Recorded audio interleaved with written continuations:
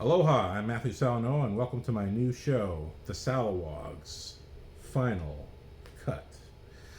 On this show, I give a little bit of a review of a movie that I enjoy or felt could be better. And I also talk about what I would do to improve it. But there's a caveat. I can't just do whatever I want. I can't say the solution to the movie is 80 minutes of a love story that wasn't in there, so we have to shoot a whole 80 minutes of a movie. That's not okay. So basically, my rules for myself are I get 2 days of shooting, any actor I want, and 1 week of editing, which is really 2 days of editing, and the rest is all sound design and music. So that's a lot, but it has to be done in a short amount of time. The idea is the movie in its finished form comes to me a week before release, or 2 weeks before release, and say, hey, you gotta figure this out. What would you do to fix it? This is my idea. So here we go. I'm talking about The Matrix Revolutions.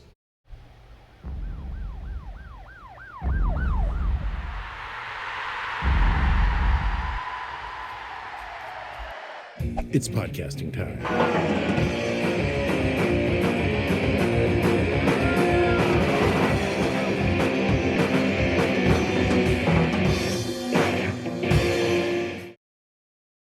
All right, The Matrix Revolutions. This is one of my favorite movies. It's still one of my favorite trilogies, even though technically this podcast is about me improving the movie that I'm talking about. So, if you saw my Matrix Reloaded video, I basically summed up The Matrix and The Matrix Reloaded and elements of Enter the Matrix and the Animatrix that I felt would essentially make that movie better if they just included some of those scenes in that movie. For those who didn't watch that, I'll try to just keep my summary brief. The Matrix Revolutions is the penultimate finale to this trilogy that starts off where Thomas Anderson, played by Keanu Reeves, he goes by the alias Neo, is recruited by these rebels and discovers that he lives in a virtual reality where, in fact, what seems to be the normal world with cars and fresh air and all that stuff, and megaplexes and everything that we know to be life right now is actually a virtual reality that people are forced to live in. Their heads are plugged into the machine, and this little band of rebels is actually part of a larger network of humanity that lives close to the Earth's core, and have basically been battling it out with the machines for over 100 years as far as they know.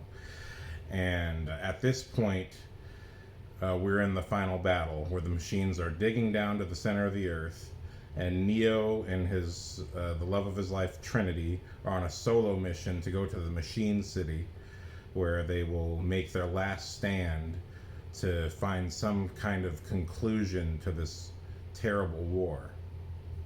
And Morpheus, played by Lawrence Fishburne, is basically in the last vessel, the last ship humanity has, trying to get to Zion, the rest of the last place for humanity. He's trying to get to Zion before the machines do, or before the machines completely destroy what is left of humanity, because that ship is the only one left with an EMP emitter. Now, there's my first question. Why is there no EMP device inside the Citadel area where humanity? Why does Zion not have any EMP devices of its own? I don't understand. Is this something that the machines had built in? Is it they just put all of them in the ships? I don't know. That's an interesting question. But all things being said, this is the only Matrix movie I've seen in the theaters. I still love this movie. I do think it's a piece of art. I don't technically, personally have a belief that it really needs fixing, but I do feel like there's threads set up in the first Matrix that I wish had been paid off in this film.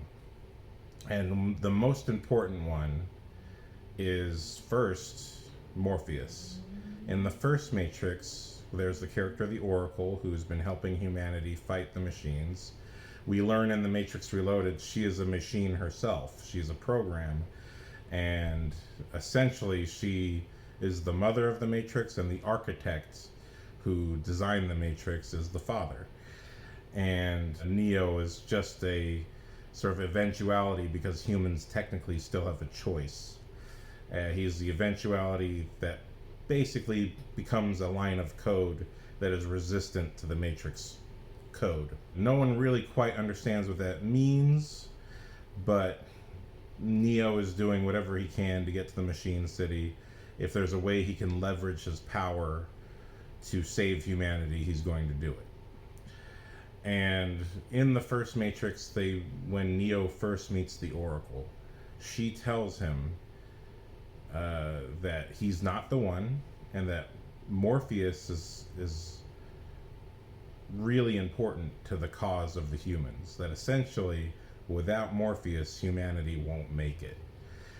And it's a very powerful thing that very immediately after this moment, Morpheus gets kidnapped. This is a motivating event that makes Neo basically self-actualize, take action, and rescue Morpheus. And in this sequence of events, he discovers that he can move as quickly as agents can move. Agents who are the Sentinels, the Sentinel programs within the Matrix who hunt down our rebels. They can move faster than people, they're stronger than people because their code allows them to do that. Neo discovers he can do what they can do. But not only that, when he's finally killed within the Matrix, shot by Agent Smith, played by the wonderful Hugo Weaving, this moment essentially triggers Carrie Ann Moss's Trinity to tell him, you're not dead, get back up. And we don't know necessarily, is this because he's the one, that because essentially he can break the code of the Matrix? Is this because of that, or is it because of her love? You know, it's kind of this beautiful fairy tale moment. We don't quite know why it works, but Neo comes back to life, and he can now move even faster than the agents, and he literally dives inside of Agent Smith and blows him up. And this seems to be a triggering event that leads to the Matrix Reloaded, where Agent Smith can duplicate himself. And essentially, by the time we reach the Matrix Reloaded, Agent Smith has dominated all of the Matrix, copied himself, duplicated himself over every human and every program, everything. He is now basically one with the Matrix, including the Oracle. He takes her over as well. But there's a line in the movie with the general, man, I still didn't get his name. Maybe I'll put it right here.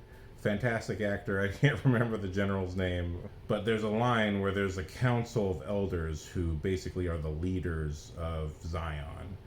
And the general is telling them, if I had it my way, every man, woman, and child would be strapped with a gun and defend our citadel from these machines.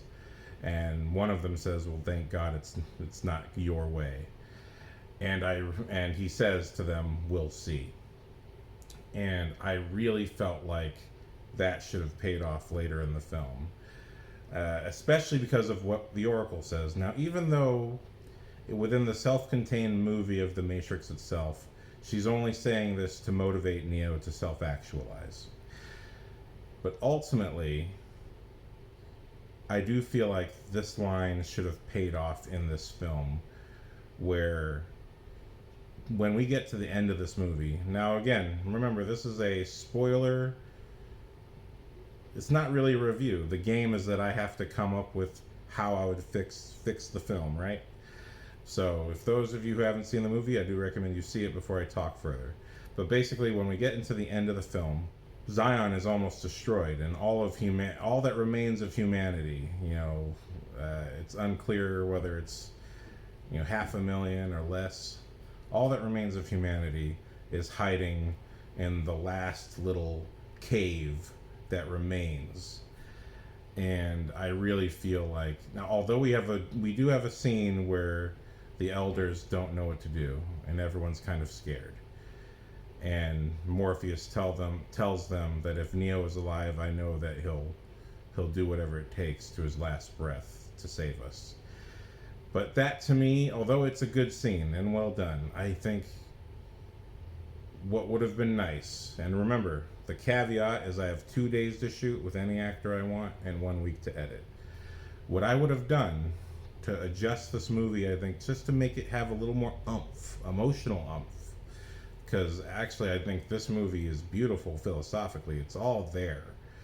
But just to have that emotional oomph, what I would have liked to have had is have a couple scenes, and maybe they shot this. If it was shot, I would put it in. I would have a couple scenes where some of the elders are seeing the horrific violence, because it is an amazing sequence. It is a standout, iconic, amazing sequence when we see the APUs, when we see Captain Mifune. I remember that character's name, wonderful actor, and we have the kid story payoff with him and basically the kid from The Matrix Reloaded, who also has a short in the Animatrix that tells us how he got out of the Matrix, which is wonderful. I won't spoil that. Go watch that. But essentially, we see Captain Mifune lead the APU units, which are these giant mechanical gun shooting machines controlled by men.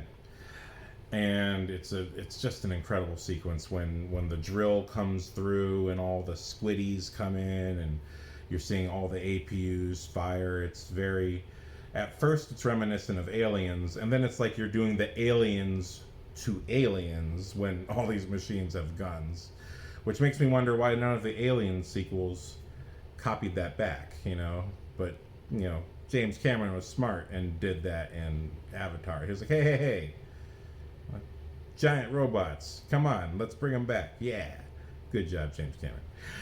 But yeah, so this is, to me, this whole sequence, it's full of action, but it's also full of emotion. We are in this kind of war story segment of the movie, and faith does play a role when it comes to our kid finding Captain Mifune, or he's bringing him his last barrel of ammo that he can possibly bring, because the machines have taken out the Citadel defenses. And the machines slaughter Captain Mifune in his final last stand. He's the last man standing.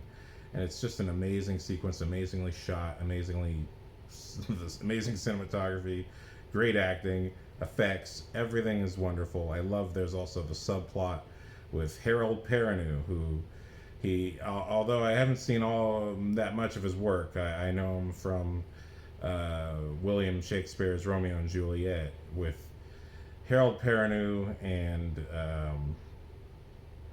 John Leguizamo are the standout actors of that film to me, and so I'm always excited when I do see them pop up in a movie.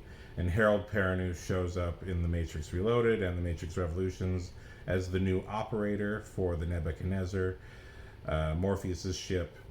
But Harold Perrineau's his girlfriend, who I don't have her name, I don't have her character's name, but she has this wonderful subplot with another female character where they're basically bombers, and they're trying to bomb the drills to stop them from digging further and digging into Zion. But we have this wonderful moment where Captain Mifune's down, and the kid has to take over his APU, and a squiddy gets on him. He kills a bunch of other squiddies, but this squiddy's about to kill him, and it's Harold Perrineau's girlfriend who saves the kid. And they have this beautiful moment of together.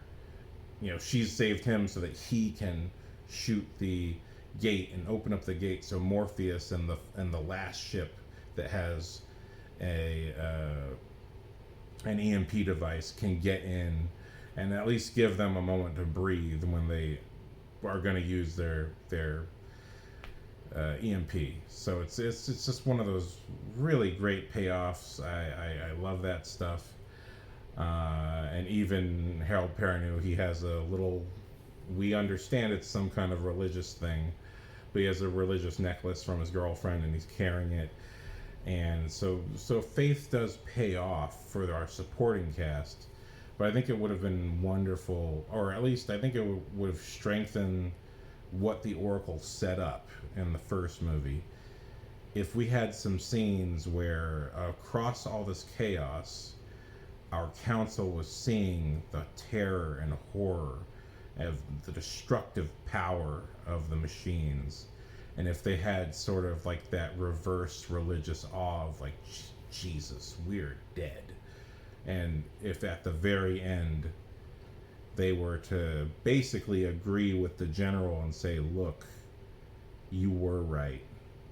Whatever weapons we have, we should just load these people up and just go all out, because there's just, you were right. Maybe if we just did what you said in the first place, we might have had a fighting chance. And I think this is the moment where Morpheus says, no, it would not have worked. You saw what they did. It's good that we have this many people alive. And if Morpheus truly had a moment of standing up and saying, I believe Neo is still alive, and I believe we just need to be patient. The machines haven't struck yet. Let's be patient. I believe if we send everyone out there, we will certainly all die. And we have to give Neo a chance to save us. Because he has this loss of faith at the end of The Matrix Reloaded, where Neo reveals that this whole thing of the One is just a form of control that the machines figured out because of his existence, that, hey, just because you exist doesn't mean we can't control you, that you're not just part of this system. And we just do this. You are the sixth one we've had to deal with. And every single time we've gotten better at killing you guys. So just do what we say, and you'll get a couple people left to live to rebuild Zion. And Neo refuses. He's the only one to have refused and chosen Trinity over the entire world. But nonetheless, learning that this whole prophecy that he's believed in is nonsense, and that not only that, his ship gets blown up. His ship that is his home, it's basically his temple where he awoke the One. Everything he believed in, everything he did, essentially meant nothing. So over the course of the Matrix Revolutions, although it's not really focused on, he's essentially lost his faith, and he doesn't know what to do. And I really feel like we should have had a final confrontation with the General, the Council, and Morpheus, and it should have been Morpheus saying, no, we should not send everyone out to die, because that's the only thing that's going to happen at this point. And just if he had a stronger stand, and if the Council had actually bent to the General, because maybe that is the only thing that made sense, I think that would have been better. And I feel like that's really maybe 2 days of shooting, because one day for a lot of the council members getting their reactions, and I would say just one shot each. And then another day of basically the confrontation, shooting the scene where Morpheus has to basically finally or return to cementing his faith against what the General is saying, and then for him to be right. You know what I mean? I think that would make it just a little bit more powerful, that his faith is rewarded completely when the machines don't attack, because Neo has gotten to the Machine City and made his deal to do the final fight. And that's really all I feel would have been needed just to make The Matrix Revolutions just a bit stronger. Because The Matrix Reloaded, not that it wasn't a good film, but without that emotional anchor of, feeling the plight, I think, feeling the plight of the other people, and, and just the opportunity to explore more of Morpheus' story through Niobe's story, I think that would have strengthened The Matrix Reloaded. I don't care that it will, for those who play the video game, you're seeing the scene again. I think, so who cares? For people who didn't play the video game and just watching the movie, they need a complete movie. And that being said, when it comes to The Matrix Revolutions, again, it falls on Morpheus, where I think everything with Niobe is perfectly fine, but it's himself. He needs and even he perhaps could have had a reaction like, good God, the horror of what's happening. Maybe that's breaking his faith further. But either way, he needed to have a moment where it was clear humanity was going to make an emotional, illogical decision that would have gotten them all killed. And his faith in Neo and his faith in everything he did up until this point should have been what he stood on. And he should have, at the very end, returned with, although he speaks with great conviction in his speech in The Matrix Reloaded, where he makes everyone have an orgy dance,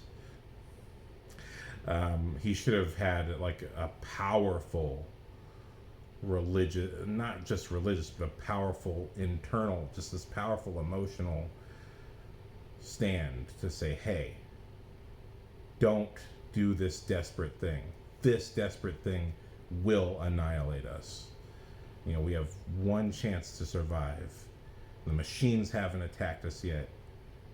Just give Neo a minute. And it could still end with them saying, you don't even know if Neo's alive. And he could say, I believe he is. You know what I mean? And just, we could just end with a little standstill instead of the scene that we did have, which was very quiet. It was still a good scene, well performed, and it was still Morpheus standing up for his belief, but it wasn't quite. I just didn't feel that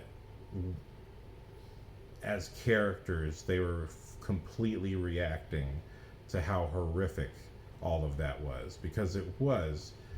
Every time I watch The Breach and the final battle of Zion, that 17-minute amazing sequence with the APUs, it is genuinely horrifying and horrible.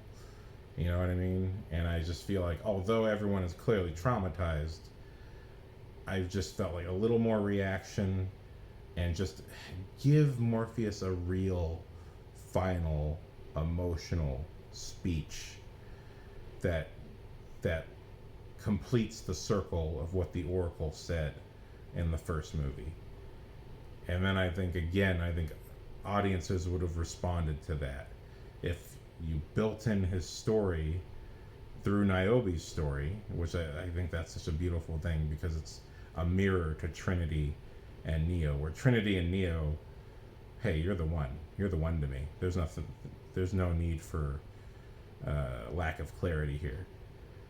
But with Morpheus and Niobe, it's the opposite. It's like, well, Morpheus found his path, and there was just, I'm sorry, I gotta go on my path. And she was like, oh, okay, well then I'll date the general then. You know, their relationship's actually a little more normal, you know. And I think just to really lean in on Morpheus's side and Niobe's side, and I love Jada Pinkett Smith, you know, and especially as Niobe. I was like, ooh, you know what I mean? Of course I remember you from Nutty Professor, and I know she's done other stuff too, but really I know her as Niobe. And I just thought, damn, she was great, you know. Just if they strengthened that and beefed that up, included those scenes in The Matrix Reloaded, and then if we just had these new scenes that I'm saying here for this podcast, I think that would have just given us a stronger emotional tie. The audience could have a stronger emotional tie. And then the diehard fans who remember everything about the first Matrix would go, oh, you're paying off the thing. What you're saying didn't just apply to that movie. It still applies. It still applies to this movie. So everything that was said in the first movie matters, actually, even more. So I think the plight of The Matrix Reloaded for fans is that basically you're telling us that the first movie doesn't matter. I really always felt with The Matrix Revolutions, I wanted more out of Morpheus. You know what I mean? I think it was one of those crazy things where, I wanted more out of Lawrence Fishburne after The Matrix. I really was like, what the fuck? Why are you not showing up in like every single movie after The Matrix? You know what I mean? Like, I was really kind of surprised. I was like, usually in massive blockbuster hits, the actors in those movies just start spilling into every single movie after that, like Chris Pratt after Guardians of the Galaxy. And actually all the Guardians, they did very well after Guardians of the Galaxy. That was a hit. And so it was just a bummer to me when after The Matrix we did not see these actors very much, except for Keanu. Like, hey, why is Lawrence Fishburne not showing up in 100 movies, basically playing Morpheus again in some kind of form? But just for the strength of Revolutions itself, that's always what I felt. I just always felt like beef up Morpheus, because especially in that first movie, he just affected me so deeply. His beliefs, all the dialogue he had, it was just so emotionally strong and ideologically strong that I just felt like if we don't get a return to the strength of his faith, I think there was just something a little bit missing.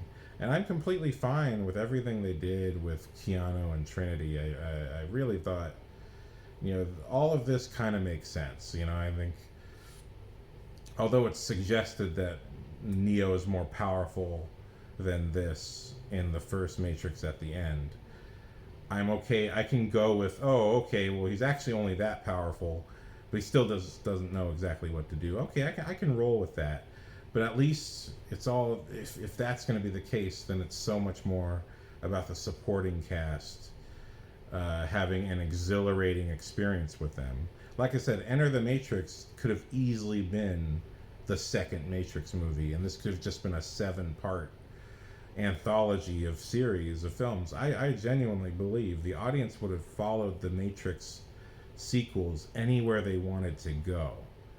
But I feel like these kind of antiquated concepts of, the audience wants the same movie again, but different.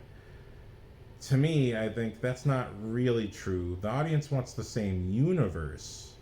If you look at the success of the MCU, it's proof that the audience wants the same universe, but not necessarily the same thing over and over again. You can play in the same world, but keep it fresh, keep it alive. I firmly believe Enter the Matrix would have been a perfect sequel to The Matrix, but also Final Flight of the Osiris. We could have just followed the Osiris crew, and the ending of that could have been the second movie, and that led to The Matrix Reloaded. You know what I mean? I really feel like, from the audience perspective, and every director is an audience member at heart who really wants to see the movie they've always wanted to see. And as far as I'm concerned, I'm an audience member. I would have loved for Enter the Matrix to just have been a movie.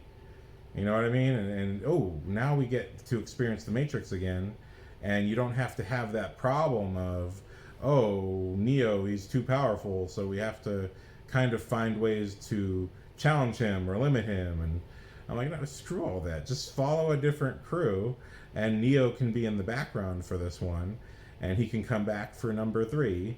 And then, number 4, we go back into the past and go, what's going on? You can do whatever you want with movies, really. But, this whole philosophy of threes, this philosophy of trilogies, this philosophy of the audience wants the same movie, but not. To me, it's not really true. It's just the audience wants the story to be continued. They want the story to continue and to go toward its maximum value. I think The Matrix Revolutions is, on the whole, a very good conclusion, a very good conclusive story, but it's not self-contained. So because it's not self-contained, you gotta beef up the supporting characters. If Neo is not the emotional focus, then someone else has to be. That's how movies work. We need someone to anchor us and to go, that's what's going on. If you look at Back to the Future, the first Back to the Future Marty doesn't really change. Marty gets to see his parents, but what changes are his parents. The real emotional anchor is George McFly, who starts off as a coward. As an adult, he's still impish and terrified of Biff. And when Marty goes back in time, he sees the beginnings of this guy who actually is even worse, you know, because as an adult, as a father, George McFly does have some instincts to stick up for himself, but when Biff presses him, he folds. But as a teenager, George McFly had no spine at all, and Marty had to help him find it. And through Marty's pushing and pushing, George McFly found his strength, and it changed his entire life. But George McFly's journey is the emotional journey of that movie. You're not going to notice this because you're too busy being entertained, but that's what the storytelling is doing. You know, all that being said, those lessons to me, if those were applied to these movies would be that much better. Because I already I still, even though I'm making this podcast where I can fix the movie, and essentially my solution is just shooting basically one scene and a couple reactions from a few different actors, all of which could be done in a single day if you time it out right and you don't take too many takes. But yeah, if I could fix the Matrix Revolutions, and that's with quotes, because I love the Matrix Revolutions, I love the Matrix Reloaded. I wouldn't really want to mess with them, but if I had the chance to adjust these movies, that's what I would do. And these other movies are my example for why I believe those fixes would work. And also the importance of the emotional part. Because no one really, when most people watch movies, they don't really know why the movie works on them. But the filmmaker does.